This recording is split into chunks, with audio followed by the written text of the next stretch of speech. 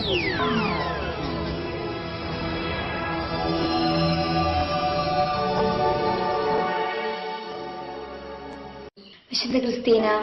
ക്രിസ്തീന ടസ്കനിയിൽ ഒരു കുലീന കുടുംബത്തിൽ ജനിച്ചു.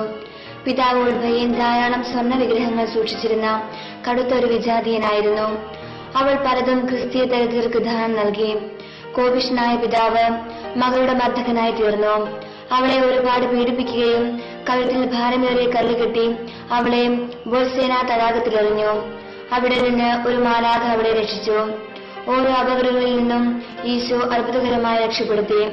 പിന്നീട് അവളുടെ നാവ് മുറിച്ച് കളയുകയും അസ്ത്രങ്ങൾ കൊണ്ട് ദേഹം കുത്തിത്തുളയ്ക്കുകയും ചെയ്തു.